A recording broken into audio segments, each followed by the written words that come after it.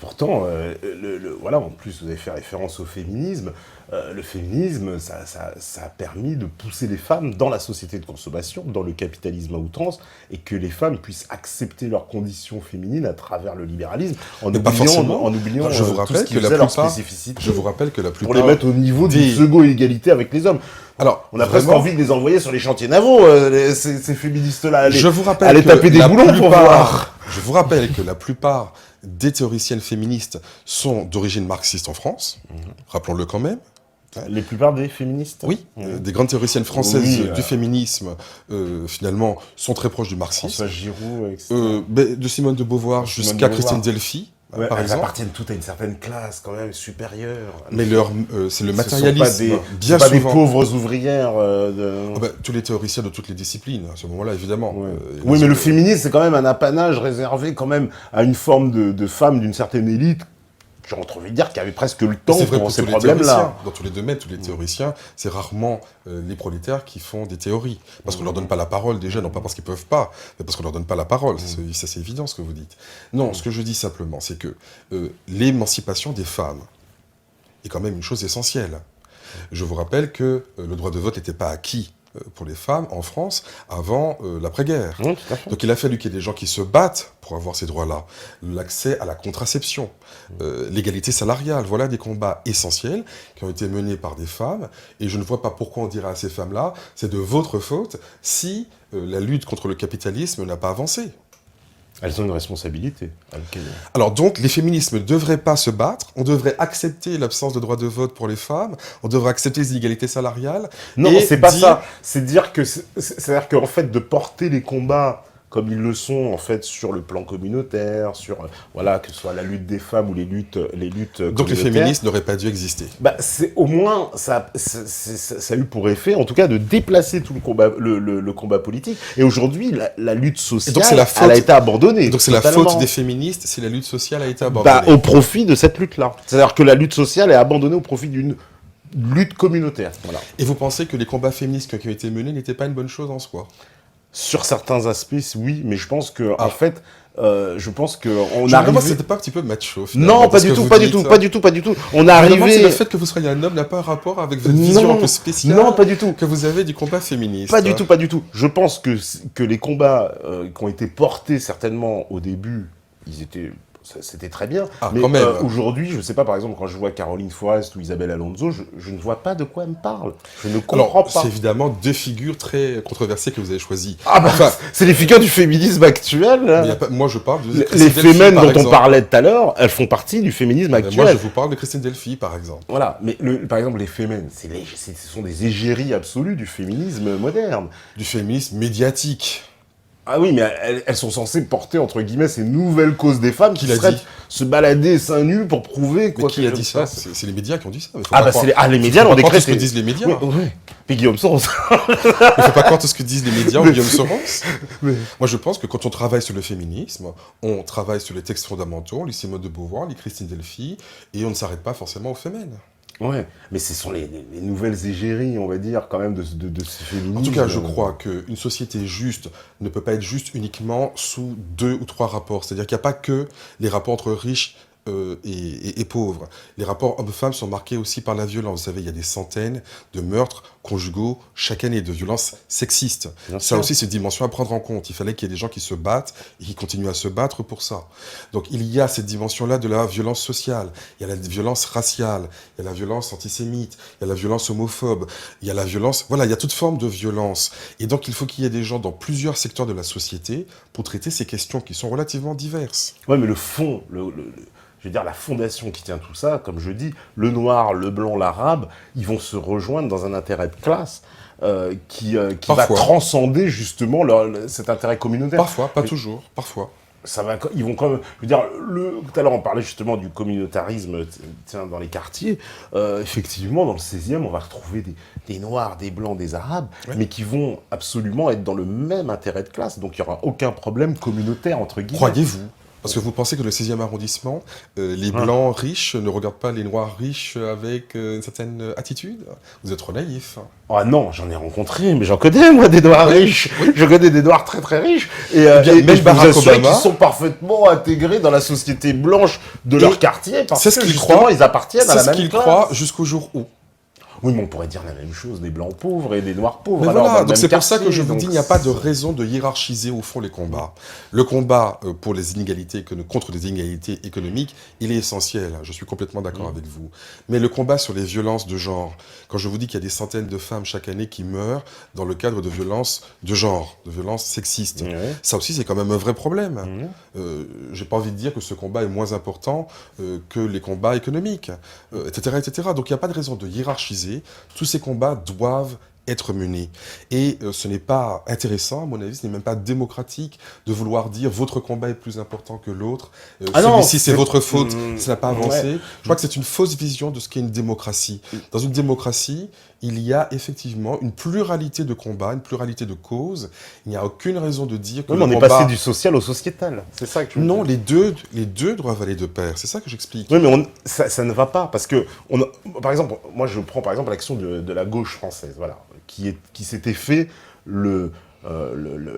les défenseurs, on va dire, justement, de la lutte sociale depuis 100 ans dans ce pays. Ils l'ont complètement abandonné au profit des luttes sociétales, et justement au profit de ces luttes pour l'égalité des sexes, contre le racisme, etc. Enfin, assez peu, hein, soyons clairs. Ah ouais, la gauche, Enfin, assez peu. officiellement. Dans le Officiellement, discours. officiellement. Dans le Ils ont discours. créé SOS Racisme, qui Dans le est discours. quand même... SOS Avec Racisme, c'est l'ancêtre du CRIF, non Du CRAN, un peu, non? Oh, pas tellement. Pas tellement. Vous trouvez pas qu'il y a un lien de parenté, un peu une espèce de filiation, j'ai envie de dire, Alors, oui, naturelle? il y a des liens parce qu'il s'allie contre le racisme. Enfin, c'est quand même assez différent. Enfin, oui, bien sûr, on pourrait dire que le Parti socialiste a créé SOS Racisme. Voilà, mais tout le monde le voit bien et tout le monde le sait. C'est plutôt dans les mots. Car on ne peut pas dire que le Parti socialiste ait lutté contre le racisme en France de manière sérieuse. Ah La non. preuve. Ah non, on le voit bien. mais ils sont dans une schizophrénie. Parce Donc, que... en fait, ouais. là, vous essayez d'opposer finalement race contre classe. Hein, Ouais. c'est une opposition un peu classique, un peu naïve, franchement. Bah non, c'est pas Là très où, naïf, quand ça on regarde arrête. bien, le Parti socialiste a fait semblant d'être un parti luttant pour les ouvriers, mais pas du tout en réalité, on le voit bien depuis longtemps, personne n'y croit plus, et il a fait semblant de lutter contre le racisme, et il ne l'a pas fait du tout non plus. C'est la même chose. Est-ce que vraiment quelqu'un peut croire sérieusement que le Parti socialiste en France a lutté contre le racisme? Bah en tout cas, c'est personne ne ce le- qu'ils tentent de faire C'est ce croire. qui- Bien sûr, mais vous n'êtes pas dupes. Ouais. Donc ni d'un côté ni de l'autre, ils n'ont été vraiment sérieux. C'est ce que je dis. Oui, mais parce qu'ils sont Et voilà. hypocrites, le Parti Bien sûr. socialiste. Donc ne dites pas qu'ils ont été très mauvais sur la lutte contre la pauvreté ou l'exclusion, les questions socio-économiques, et très bons de l'autre côté. En réalité, Ah la non, réalité, non, pas très très c'est bon. qu'ils ont été très mauvais des deux côtés, ou très Ah non. hypocrites des deux Moi, côtés. moi, je dis très hypocrite dans la mesure où, pour moi, ayant abandonné la lutte sociale, pour Ils n'ont gagner leur réservoir de voix, Mais ils n'ont pas sont allés plus- sur ce plan mais ils n'ont sociétal. pas plus fait de choses de Ah l'autre bah, côté. ça leur a permis de conserver une forme de pouvoir dans les banlieues. Aujourd'hui, Franchement, aujourd'hui, qui est dupe? Ah bah, c'est en train... Ce rêve-là... Ça fait longtemps. Ah bah, ce paradigme est en train de s'effondrer. Mais c'est ça très fait récent. longtemps. Moi, je dirais que Ça c'est fait récent. Ça fait pas longtemps qu'il est en train de s'effondrer. Par La exemple- gauche perd effectivement de vitesse dans les banlieues parce que ce paradigme-là est en train de s'effondrer. Mais la gauche a misé, on le voit. Moi, les mairies de banlieue, je le vois, vous le savez Elle très a bien. misé, bien sûr. Elle finance les associations Elle a misé sur la lutte communautaires. contre le racisme, Voilà. mais personne n'y a jamais cru, à part vous. Oui, mais ça leur a... Ah non, bah, personne n'a jamais cru, mais ça leur a servi de tremplin. Ça Mais ils leur a disent pareil sur ça le leur a monde- servi mais pour, sur les pour ouvriers, mener leur c'est pareil. assise. Pareil, dans le monde ouvrier, ça fait longtemps que la France, la France de gauche fait croire aux gens qu'elle travaille, sinon dans la lutte des classes, mais pour réduire les inégalités économiques. Bah, ils mais ne c'est croient pas vrai. plus. Bah, les ouvriers votent Front National aujourd'hui. Parce que exactement. justement, ils ne croient plus à ça. C'est ce que je vous dis. Oui, les ouvriers n'y croient Ah plus. ben pareil, sur la lutte contre le racisme, personne n'y croit plus depuis très longtemps. Parce qu'il y a parce qu'à gauche, en plus, alors moi, je taper un peu sur la Si vous gauche. voulez, mais il y a- l'ouvrier noir, par exemple, Ouais. on s'en fout de savoir, finalement, s'il est exclu du monde du travail parce qu'il est ouvrier et qu'on a désertifié le monde de l'industrie, Ouais. ou s'il est exclu parce qu'il est arabe. J'ai pas, vous voyez, l'ouvrier arabe ou l'ouvrier noir, est-ce qu'il devrait dire je dois me séparer en deux, la lutte contre le racisme n'a pas d'importance, ce qui importe, c'est la lutte pour les ouvriers. Qu'est-ce qui est le plus important? Parce que la lutte, les deux, mon colonel. Parce que la lutte contre... Oui, Les non, mais deux. je suis d'accord. Les deux, parce que quand il est exclu parce qu'il est arabe, il a besoin de la lutte contre le racisme, et quand il est exclu parce que les ouvriers n'ont pas leur place dans ce pays, eh bien, il a besoin effectivement de syndicats. On a besoin des deux. Ouais, mais pour pouvoir se retrouver dans un syndicat, justement, c'est bien là, donc c'est plus important parce que c'est dans le syndicat qu'il y aura Vous faites des hiérarchies qui n'ont pas de sens. C'est pas des hiérarchies, mais au moins dans le syndicat, on va faire éclater les communautés. On va se retrouver autour d'une cause. On n'est plus là parce que l'autre est noir ou l'autre est arabe. Et quand il va être dans un syndicat où il va se faire virer de l'entreprise, Renault par exemple, Renault a organisé le licenciement de milliers d'ouvriers dans les années 80. Et on a sous-traité au syndicat cette exclusion. Et comme par hasard, c'est tombé d'abord sur les Noirs et les Arabes. Bon. Eh bien, est-ce que c'est les syndicats qui pourront demain lutter? C'est connu. Franchement, les syndicats n'ont pas toujours été à la pointe du combat contre le racisme ou contre les discriminations. C'est même pour ça qu'il y a des associations comme le CRAN ou des associations féministes ou homosexuelles ou juives ou tout ça qui se sont constituées. Donc, il est certain que si vous avez un problème purement d'ouvriers, vous allez trouver les syndicats. Mais si vous êtes un ouvrier arabe et que vous êtes discriminé dans l'entreprise, ça ne sera pas toujours évident d'être aidé par le syndicat. Et c'est pour ça que vous avez des associations comme la Maison des Potes, qui fait des procès très importants d'ailleurs pour des entreprises, parce que beaucoup d'entreprises, les Marocains de la SNCF par exemple, eh bien ils ont des statuts qui sont tout à fait iniques, qui sont illégaux, et d'ailleurs qui sont condamnés, et ça c'est pas forcément les syndicats qui feront ce combat. Par exemple, au niveau justement des procès, vous avez parlé des associations. Les associations, aujourd'hui, elles ont un pouvoir démesuré. Elles attaquent systématiquement à Uadia dès qu'elles ont un problème avec les propos d'une personne, etc.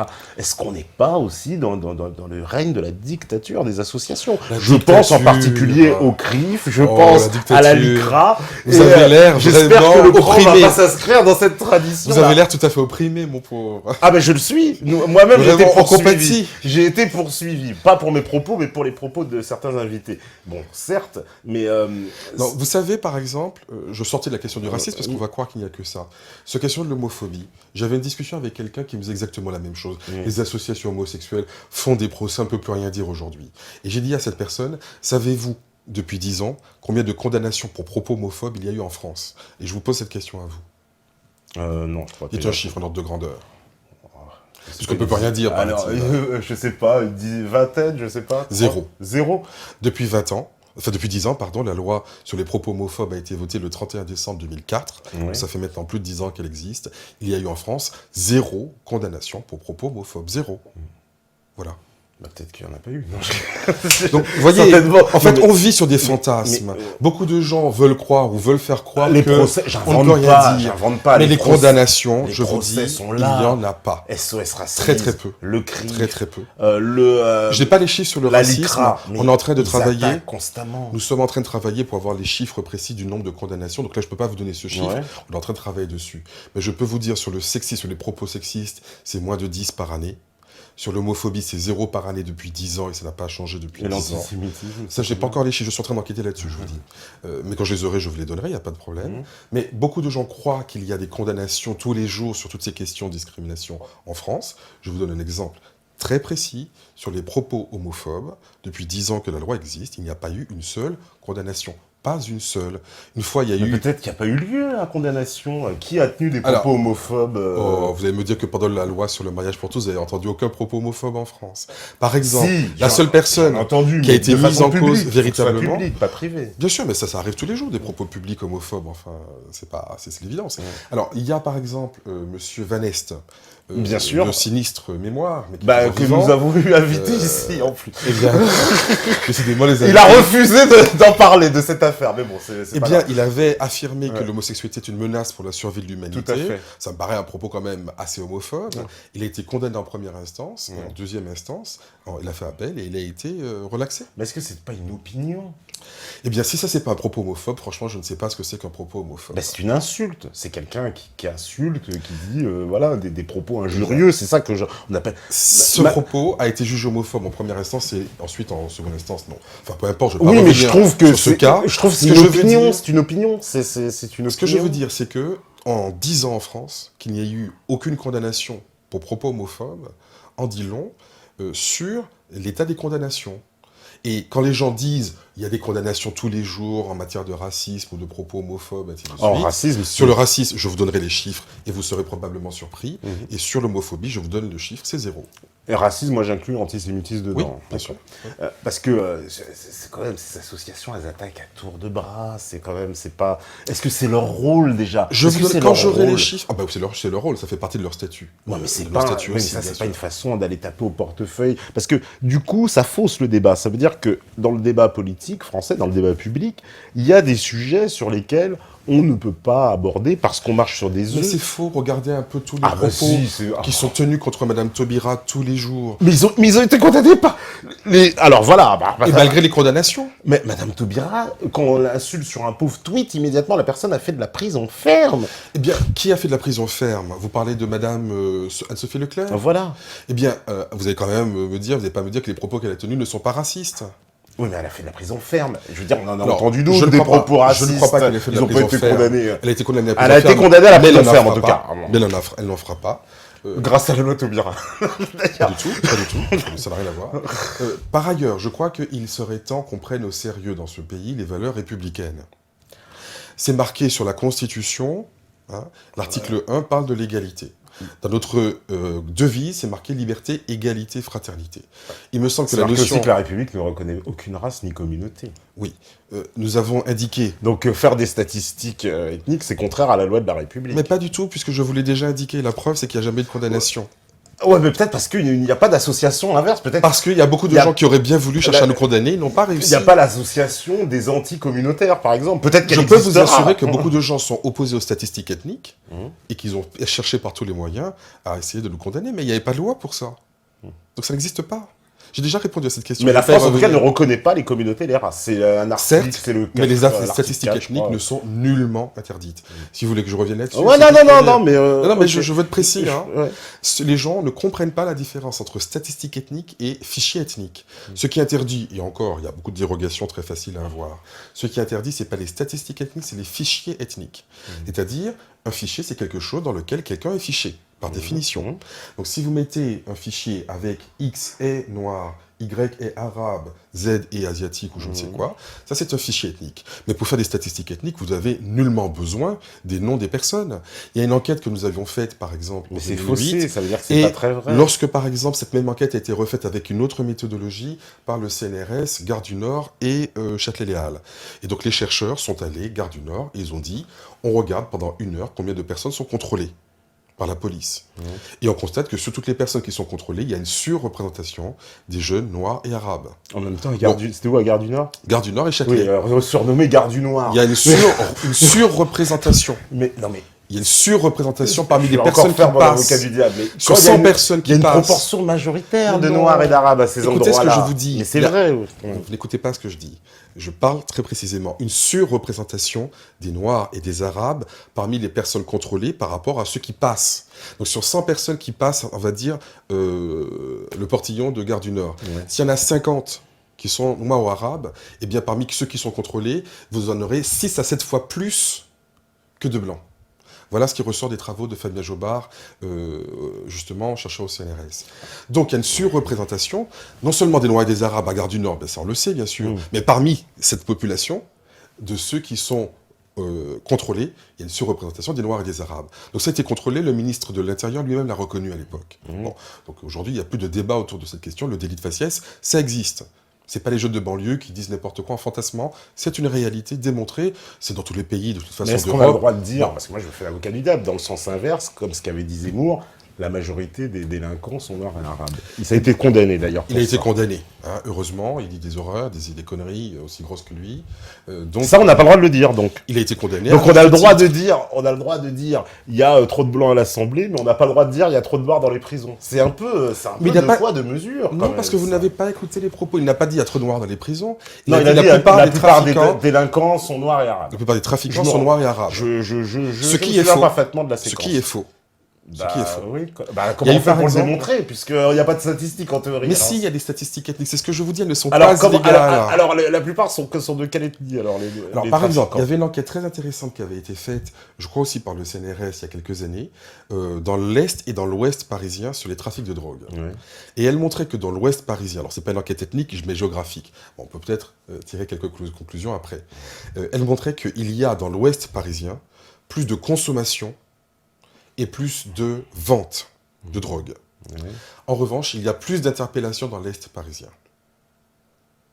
Ouais, mais ça démontre pas, ça démonte pas Alors, en tout cas ce qu'avait dit C'est un Zemmour. indice assez fort qui montre bien que, en réalité, il y a beaucoup plus d'intensité, de contrôle aux faciès, etc., sur un certain nombre de populations, en l'occurrence les Noirs et les Arabes. Et quand M. Zemmour dit la plupart des trafiquants sont Noirs et Arabes, c'est faux, non seulement sur la question de la drogue, mais dans l'ensemble. Moi, j'ai regardé les listings de HSBC, par exemple. Vous savez, on nous a dit qu'il y a des gens qui font de l'évasion fiscale. Mais j'ai pas vu de Noirs et d'Arabes dedans. Ouais, bien sûr. Quand on regarde par exemple la fraude fiscale, c'est des dizaines de Ouais, milliards mais quand on regarde les d'euros prisons, qui sont perdus. les- Eh bien ça veut dire quoi? Ça veut dire que la police va chercher certaines personnes et pas d'autres. C'est-à-dire que si vous faites 20 grammes s'il de y a shit- beaucoup de Noirs et d'Arabes en prison, c'est parce qu'on va plus chercher les Noirs et les Arabes. Exactement. Ah, c'est un peu tiré par les cheveux. La délinquance financière, par exemple, n'est pas du tout recherchée. Ouais. Et même Sarkozy voulait même dépénaliser carrément le droit des affaires.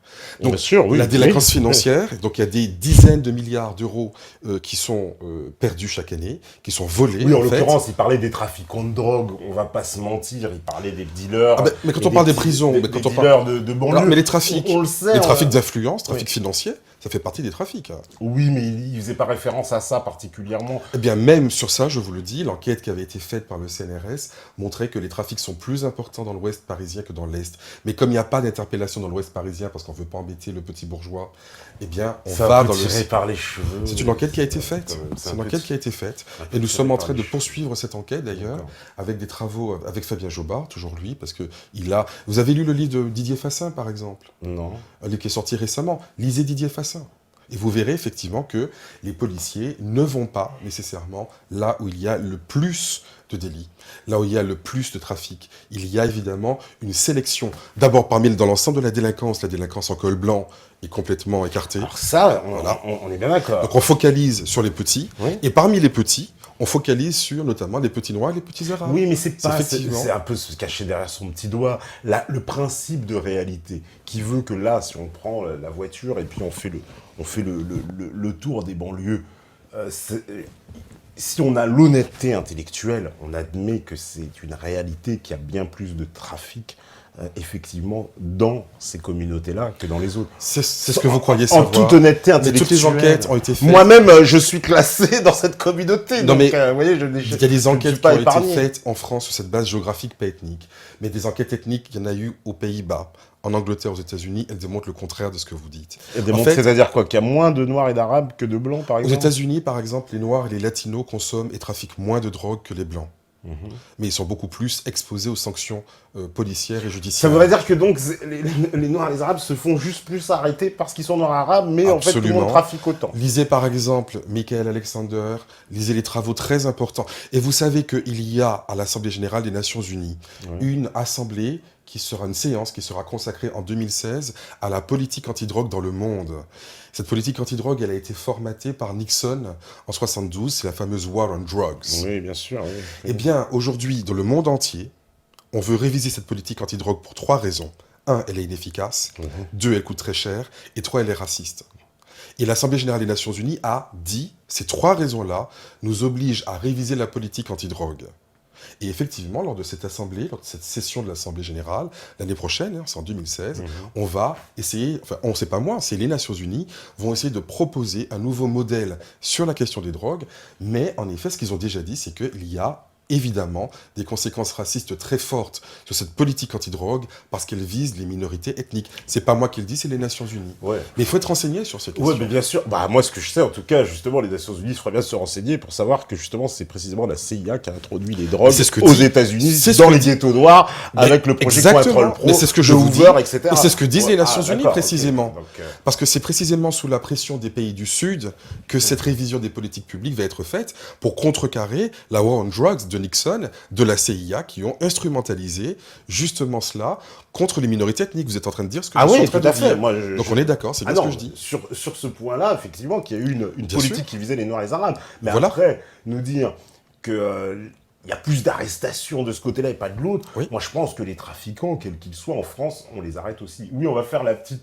pause parce que je vois le temps passe, effectivement. Donc, on va faire une petite pause et puis après, on va prendre des questions. Alors là, elles sont, si j'ose dire, nombreuses et nombreuses. On pourra peut-être même pas répondre à tout parce que forcément, on va essayer de répondre au maximum en tout cas. Moi, donc, voilà. Et je vais prendre les questions des métanotes.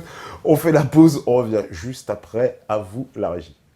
Voilà, donc reprise de la libre antenne, toujours avec les Georgetins, toujours le thème communautarisme, fantasme, réalité. On va répondre aux questions des métanotes. Juste avant qu'on passe aux questions, moi aussi j'avais quand même une petite dernière question. C'est au niveau, juste pour faire la transition avec ce qu'on disait quand même juste avant, au niveau de la liberté d'expression, est-ce que justement en France, il n'y a pas un problème justement précisément sur ce problème communautaire, puisqu'on ne peut rien dire. Et vous, par exemple, dans le cas de Dieudonné, est-ce que vous positionnez pour le laisser parler ou au contraire vous dites c'est très bien ces condamnations, on va condamner tout ça? Moi, j'ai pas l'impression en France qu'on ne peut plus rien dire. Je prends le cas de Dieudonné, justement, je prends précisément le cas le plus polémique. Non, je crois que Dieudonné est un cas très particulier.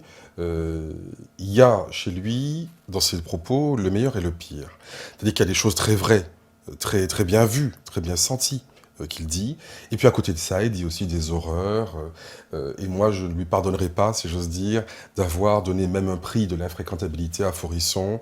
Et des chansons sur la Shoah, ça ne me paraît pas adapté. Voilà, ça ne me paraît pas digne. Et donc, il y a chez lui des propos très intelligent, il a du talent incontestablement, ça personne ne le remet en cause. Mais il y a des analyses sur la société qui sont très vraies, qui sont très justes, qui sont très percutantes, et puis tout cela est gâché parfois par un certain nombre d'attitudes extrémistes, inqualifiables, et je le regrette. Mais c'est pas plus grave aussi parce que les propos d'un Finkielkraut, de tous ces gens, d'un Jean-Yves Camus, ces gens-là, ils crachent des fois même sur la communauté noire, ouvertement. Alors, là, vous avez raison. Je pense à des gens comme Zemmour, par exemple, Zemmour, qui dit des choses tout aussi graves, sinon plus, et qui, lui, en revanche, est célébré, fêté. Il se passe rien. Voilà. Et ça, c'est parfaitement scandaleux. Et quand Dieudonné parle de deux poids, deux mesures, sur ce fait, il a raison. Effectivement, il est clair que s'il n'était pas noir, je pense qu'il n'y aurait pas eu un pareil acharnement contre lui, alors qu'Éric Zemmour, il est fêté, célébré un peu partout. Cela dit, Éric Zemmour commence à voir son étoile se pâlir, son espace médiatique qui est très important, se réduit quand même progressivement. Il n'est plus sur France 2, il n'est plus sur France O, il a été viré d'ITélé, et je crois qu'il faut qu'il soit viré définitivement, effectivement. D'accord. Et une dernière question aussi, hein, enfin, pour ma part, mes questions avant qu'on passe aux métanotes, mais il y a une question aussi qui me taraude quand même, et je l'avais vu tout à l'heure aussi sur le chat, mais c'était par rapport aux propos qui ont été tenus très récemment par Georges Paul Angevin, donc, qui est notre ministre de l'Outre-mer, qui a fustigé un peu la fameuse lettre qu'avait écrit Joël Ursule. Vous êtes au courant de l'affaire, j'imagine bien. C'est quoi votre position de tout ça? Parce que moi, ce que je voudrais préciser, c'est que quand j'ai entendu Madame Paul Angevin s'exprimer, j'ai reconnu une forme de discours d'État officiel depuis le livre de Pétré-Grenouillot, d'Olivier Pétré-Grenouillot, qui a substitué l'idée de l'esclavage justement à, on va dire, à non pas un génocide, mais un simple commerce, dans lequel justement, il voudrait carrément nous expliquer carrément les esclaves, on en prenait soin, etc. C'était limite la belle vie d'être esclave, valait mieux limite être esclave que paysan dans la Creuse, selon ce monsieur Grenouillot. Et aujourd'hui, je vois que c'est un livre qui a été couronné, prix du Sénat, etc. Et qui, aujourd'hui, on voit bien, est le discours officiel de la position de l'État. Vous en pensez quoi, vous, de cette réaction? Alors, je crois que M. Hollande a eu tort de dire ainsi la Shoah, le plus grand crime contre l'humanité. De tous les temps. Car on ne peut pas d'un côté dire il ne faut pas faire de hiérarchie et être le premier soi-même à en faire. Par exemple, il y a eu au Congo, en RDC, à l'époque de Léopold, entre 6 et 30 millions de morts selon l'encyclopédie Britannica. C'est-à-dire qu'à l'époque où le Congo était une colonie propriété personnelle du roi Léopold, il y a eu en quelques années, même pas 20 ans, entre 6 et 30 millions de morts selon l'encyclopédie Britannica. C'est pas moi qui le dis. Bon, ben voilà. Donc on ne peut pas dire que ce soit le plus grand crime contre l'humanité, et cette hiérarchie ne nous intéresse pas. Donc M. Hollande a eu tort, par conséquent Joël Ursule a eu raison, et par conséquent Mme Paul Angevin, je le regrette, a été plus que maladroite. En voulant défendre M. Hollande, je la comprends, mais je crois qu'elle a été maladroite, et effectivement il fallait que Joël Ursule prenne la parole, et pour dire ce qu'elle avait dit, qu'elle a fort bien dit. D'accord. Alors, je vais prendre les questions des métanotes. Je sais que vous êtes impatients depuis tout à l'heure. Alors voilà, on va prendre par exemple la question. Alors, Razien, il dit, s'il y a des groupes discriminés à la télé, n'est-ce pas parce qu'il y a aussi des groupes discriminateurs? Bien sûr, mais l'État, dans sa structure, le groupe Non, mais là, majoritaire... c'est pas forcément l'État à la télé. Il y a des groupes privés aussi. Oui, mais en fait, c'est des forces sociales d'inertie. C'est-à-dire que dans la société, les Noirs et les Arabes sont discriminés, à la télé aussi. Je veux dire, c'est assez logique. La télé n'est pas très différente de la société en général. C'est-à-dire qu'un journaliste noir arrive, on se dit, mais qu'est-ce qu'il fait là? On va le mettre éventuellement au sport, dans le meilleur des cas. C'était ça un petit peu l'idée. Donc, je crois qu'il fallait combattre ce préjugé. Nous avons essayé de le faire avec d'autres. Aujourd'hui, ça a progressé, ça n'est pas suffisant, notamment parce que, comme je le disais, d'un point de vue qualitatif, les choses n'ont pas avancé. L'image de l'arabe reste une image stéréotypée. Le jeune de banlieue qui est soit inerte, soit oisif, soit dangereux, soit terroriste, ça évidemment c'est des choses qui restent. Donc il faut travailler là-dessus. La fiction française, par exemple, n'est pas représentative du tout de ce pays. Ça c'est quand même calamiteux. Il n'y a qu'à comparer les fictions américaines et les fictions françaises. Vous savez comment les États-Unis sont devenus la première puissance du monde? C'est notamment par le pouvoir culturel. Ouais. Parce que première puissance financière, ça va pas durer très longtemps, ils sont même déjà dépassés. Les armes aussi. Il y a la puissance militaire, mais ce qui est encore plus fort, c'est la puissance culturelle, c'est-à-dire le gouvernement des âmes. Même les pays qui détestent les États-Unis, mais ils achètent quand même des Nike. En fait. Et ça vient de la puissance culturelle, parce que les gens voient des films, ils aiment américains, même quand ils détestent les États-Unis, ils aiment quand même américains. Et comment est-ce que le pouvoir du cinéma américain est devenu tel? C'est pas compliqué. Dès le début, lorsqu'on voulait faire un film aux États-Unis, on voulait s'assurer de le vendre à un maximum de gens, c'est la logique commerciale. Et donc on testait les films sur les minorités ethniques. On faisait voir le film à des Irlandais, à des Latinos, à des Noirs, à des Allemands, et on leur disait, si ça vous plaît pas, dites-nous pourquoi. Et du coup, on s'est arrangé pour que ça plaise à un maximum de gens aux États-Unis et aussi dans le monde, notamment en faisant venir des acteurs internationaux. Il y a toujours eu, de tout temps, beaucoup d'acteurs français, latinos, italiens, anglais, dans le cinéma américain, parce qu'on disait, si on veut vendre un film aux États-Unis, on veut le vendre aux Italiens aussi là-bas dans le cinéma, c'est obligatoire. Non, c'est très... Il y a, je sais plus, des noirs, voilà, il y a des quotas. Il y a très peu de quotas, pas dans le cinéma de toute façon, et la politique des quotas, c'est de toute façon les années 60-70. Mais depuis les années 20-30, ce cinéma américain, il s'exporte dans le monde entier, parce qu'il a intégré la diversité pour des raisons commerciales. Je veux dire que, quand vous faites un film... Et politique, mais bien après, c'est vraiment le business qui a été premier. On se disait, si on veut vendre un film aux latinos, il faut mettre des acteurs latinos dedans. Et ça serait évident, ça serait absurde de mettre des propos anti-latinos si vous voulez vendre aux latinos. Alors je ne dis pas que le cinéma américain n'a jamais été raciste, mais je dis que pour une logique business, dès le début, on a essayé d'intégrer les différentes communautés pour le vendre aux États-Unis et au monde entier. Et le cinéma français, justement, souffre beaucoup de ça. Mais il y a beaucoup de films maintenant où il y a des Noirs et des Arabes, il y a énormément. Ça commence à changer. Le plus grand succès de l'année, c'est un Noir à la tête d'affiche. Mais justement, parce qu'ils ont pris conscience de ça dans les années 90-2000, on a pris conscience de ça à la télé, on a pris conscience de ça dans le cinéma, et on s'est rendu compte qu'effectivement, mettre des minorités dans les films, ça n'est pas nécessairement un échec. La preuve, les ch'tis, qui sont une minorité bien française, la preuve intouchable, avec un homme en fauteuil roulant et un noir de quartier, on s'est dit, finalement, ça n'est pas un obstacle économique. Il n'y a pas plus que ça, justement, même dans le cinéma aujourd'hui, parce que moi, je vois ces beurre sur la ville, jambon. Mais je veux dire, il y a des gens, Dubois, il y a des gens qu'on ne voyait jamais, au fond, au cinéma. Le cinéma français, en général, c'était le 6e et le 7e arrondissement. Oui, mais ces films, c'était ça. Ces films-là, pendant des années, qui mettent en avant les Noirs et les Arabes, il y en a plein. Et pas seulement. Et pas seulement, je veux dire, par exemple, tous ces films qu'on voit sur Marseille, qui se passent, etc. Moi, je suis content. Les ch'tis, par exemple, c'est pas les Noirs et les Arabes, mais c'est des gens qui ne sont pas nécessairement les bourgeois du 6e et du 7e arrondissement. Ils donc de leur gueule, on va pas être... Certes, on se moque de... certes, Ils ont mais c'est même plus compliqué prolongé que ça. dans une émission télé les C'est ch'tis plus à compliqué que Ibiza, ça. etc. On se Je dis pas que c'est formidable, Ouais. mais je dis qu'on ne voyait pas ça avant, et on ne voyait pas non plus Intouchable, et parce que le cinéma français, avec beaucoup de retard, a compris, comme le cinéma américain, que la diversité, mais pas seulement les Noirs et les Arabes, la diversité du pays tout entier, était importante si on veut vendre le pays tout entier. Le cinéma français ne peut pas se passer dans 2 arrondissements parisiens, c'est pas possible. Non, c'est clair. Enfin, moi qui suis ch'ti, alors, ouais, ça se voit pas. Ah, ça se voit pas forcément. C'est pour ça que ça va être compliqué le classement. avec les mecs comme moi, ça va être compliqué. Parce que je suis un vrai ch'ti en plus.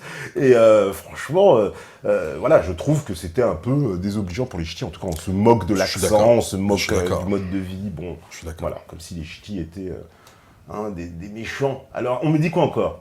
Ah, voilà.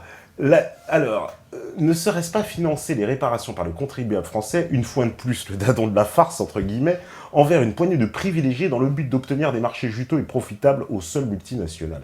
C'est-à-dire que ça leur fait peur, hein, qu'ils se disent, cet argent-là, on va donner de l'argent, on sait pas trop à qui, et en plus...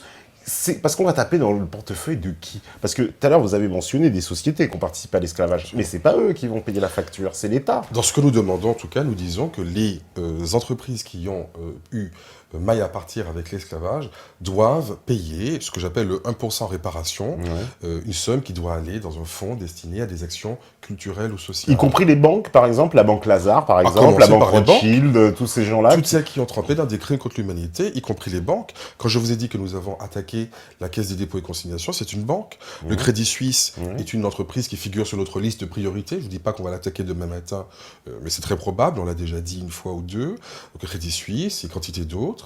Il y en a une qu'on va attaquer d'ici 2 mois maximum, donc je ne le dis pas maintenant, on va l'annoncer un peu plus tard, mais une très grosse banque française. Oui, bien sûr, toutes les Et banques puis sont concernées. Puis ce commerce, il était un petit peu, j'ai presque envie de dire, mondialisé, si j'ose dire, déjà à l'époque. Oui, Puisqu'il n'y a bien pas sûr. que la France. On peut C'est parler vrai, c'est vrai. de l'Italie, avec Oui. les Viales, Venise, Gênes. Absolument. On parlait de l'Angleterre, des Pays-Bas, de Absolument. l'Espagne, du Et le Portugal. mouvement pour la Même le réparation Danemark, est un mouvement j'ai vu, avait international, participé à l'esclavage. Même la Suède avait participé. Et la Suisse, Donc, la Suisse n'a pas de frontières maritimes, mais la Suisse a financé voilà. beaucoup de choses, c'est vrai. Donc ces pays-là, on a attaqué tous ces pays d'Europe, là. Ben, dans ces pays, j'ai des amis en Suède qui travaillent sur la réparation, parce que la Suède aussi a pratiqué l'esclavage. Et on pourra les taper au portefeuille du roi d'Arabie Saoudite aussi, par exemple. Eh bien, c'est le roi d'Arabie Saoudite est concerné, que les pays africains qui ont subi justement cette traite orientale fassent leur travail. Oui, ce qu'il y en a eu.